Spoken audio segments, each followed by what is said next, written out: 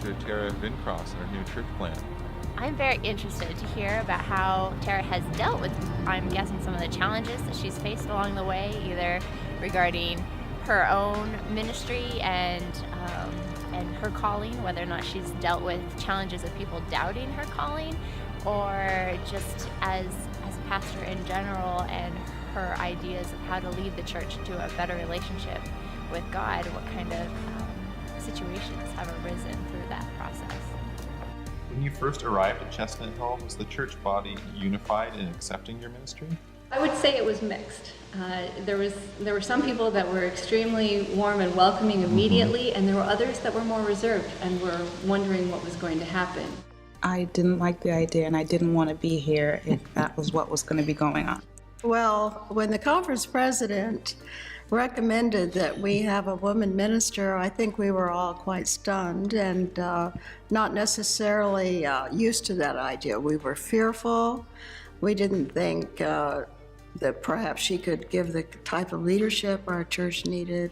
And my husband and I just felt like that we couldn't vote for approval of her being our pastor. I felt similar the same way because I was raised with a man being a pastor, and I just didn't see it to the point that I was highly upset. Because this was new. This was something that was a completely different transition. I thought absolutely not. And I was more worried about the church and myself being involved in infighting. So I wasn't very happy with the prospects of having another war go on, in a church. So I said no. But God did so many things to really pave the way so that the church knew that this was where God was leading. The head elder here was completely against me coming at first. Our head elder at that time, Bill Landers, was in a quandary, and he called me and he said, "I don't know what to do." He said, he said, "There's so much infighting. I think what we need to do is we just need to not accept her." And he just didn't want this church to go through a bad time again. And then God gave him a dream. And in the dream, God said, "Have faith, step forward." He said, "I can't see, it's dark. I don't know where I'm stepping." He's a Navy man, and in the Navy, when you come down the steps, you come down forward. You don't turn your back and face the steps. And he said he couldn't do it. God said, "Walk by faith, not by sight." And then it reminded me of the vision that Ellen White had when they were going up. And they had to leave all their worldly possessions behind. And once they got to the place where they couldn't even step, they had to wait. They couldn't see their feet, couldn't see a trail, and they had to wait for the golden cords so that they could rely upon God and go across. And he woke up and he said he knew very clearly that I was meant to come and that God was leading him to accept this. So I said, "Let's do that, Bill." And we did. And we were pretty much just, on faith that God would lead us. And he preached a sermon on that here. And that was very influential for him and for other leaders.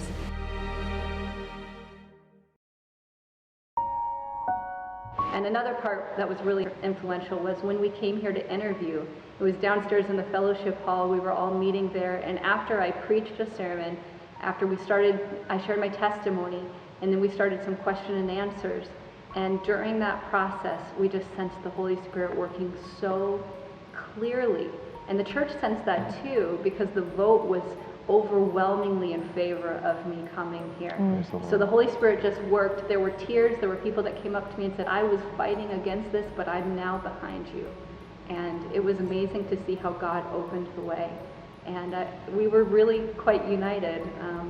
It was not 100%, but we saw so distinctly how God had paved the way that it was unmistakable. I was convicted that this lady, when she came here, I was upset. But when I started reading "Let the Holy Spirit lead me," I felt like this is not right how I'm feeling. And her sermon is I haven't heard nobody preach this way. The feelings did change once my husband encouraged me to follow the counsel that in the book of Acts Gamaliel gave to his counterparts, and he said basically that, you know, if this is not of God, then it's not going to prosper.